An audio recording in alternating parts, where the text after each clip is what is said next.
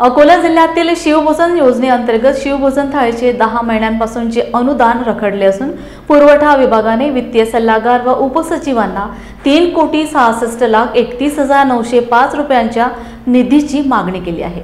आर्थिक चणचणीमुळे योजना अडचणीत येण्याची शक्यता आहे। गरिबांना अल्प किमतीत जेवण मिळावे यासाठी तत्कालीन महाविकास आघाडी सरकारने 26 जानेवारी 2020 पासून शिवभोजन थाळी योजना सुरू केली होती। अकोला जिल्ह्यात एकूण 54 शिवभोजन केंद्रे असून यात एकूण 5,800 थाळ्यांचे वितरण होते। सध्या आर्थिक अडचणीमुळे शिवभोजनावर संकट असून थाळ्या वाटपाला ब्रेक लागू शकतो। असे झाल्यास गरिबांना त्याचा फटका बसणार आहे। गेल्या 9 महिन्यांपासून शिवभोजन केंद्राचे अनुदान रखडले असून याबाबत शिवभोजन केंद्र संचालकांनी पालकमंत्र्यांच्या नावे पुरवठा विभागाला निवेदन सादर केले। त्यानंतर पुरवठा विभागाने वित्तीय सल्लागार व उपसचिवांना निधीबाबत पत्र पाठवले। अनुदान वितरित होत नसल्याने केंद्र चालक वारंवार कार्यालयात चक्रा मारत आहेत।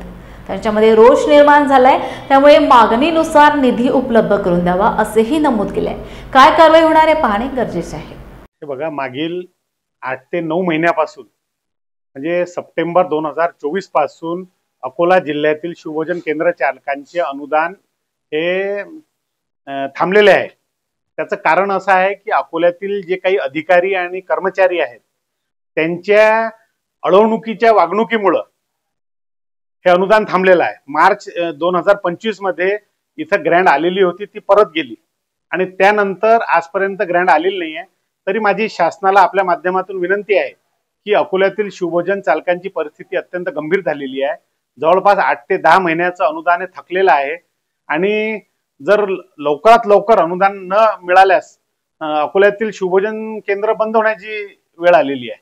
एवढं आर्थिक बोजा सहन करायची क्षमता कोणाचीच नाही आहे।